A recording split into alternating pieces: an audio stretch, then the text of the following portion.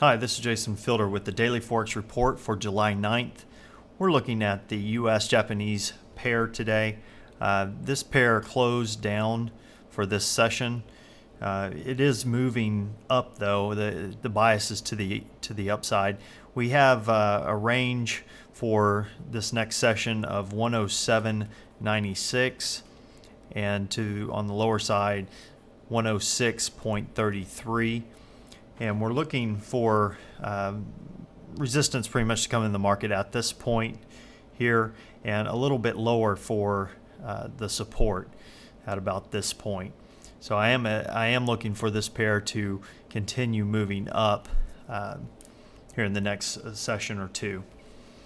Looking at the Euro USD, we have this pair closed up today, pretty much moving sideways. For the most part, we do have a expected range of 1.5788 to the upside, and to the downside 1.5612. I am looking for resistance to come into the market at that point, which is where previous resistance has come into the market. And as far as to the downside, looking for support at this level as well. We've seen it at this point, and we've also seen it here.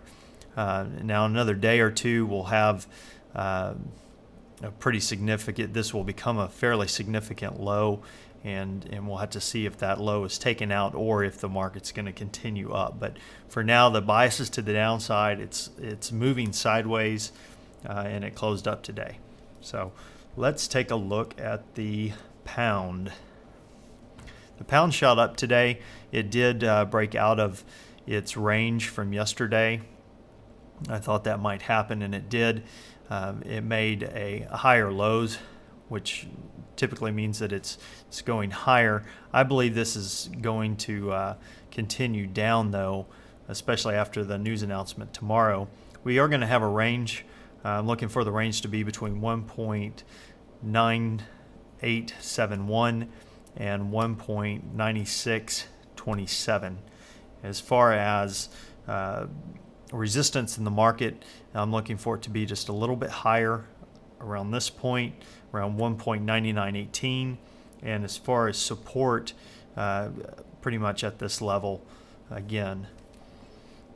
Looking at the Swiss, the US Swiss, we have this market, this pair closed down today. It's pretty much moving sideways as well. We have a sideways motion going on. It, excuse me. I do believe that it's going up, but it's moving sideways. The bias is to the upside, is how I'd put that. We do have an expected range of 1.0386 and to the downside 1.0240. And as far as resistance, I'm looking for it to come into the market right around this point.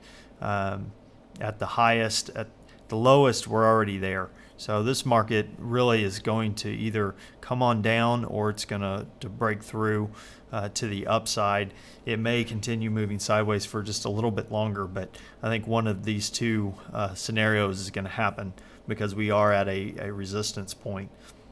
So it's either going to break through to the upside or just come on down. If it does decide to come down, I would look for this area for support to come into the market, and if we break to the upside, take a look at this point around the 1.0465 area if it breaks to the upside or the downside. And you can basically use the highs of the past few days and the lows of the past few days if you want to look to get in the market and then go for those points of resistance and support, which the market typically moves from one to the other. So this is what we had today. Tomorrow we have the British pound. They have their rate decision coming out at 7 a.m. Eastern time. It's estimated to be a hold at 5%. If the market, if it goes higher, if they do raise it by a quarter which I don't think they'll do. But if they do, then look for the pound to go higher against the dollar and the yen in the long term. Something else you may want to take a note of is Bernanke and Paulson are testifying on the markets before the House committee tomorrow at 10 a.m. So that has potential to move the markets as well. So until next time, good trading.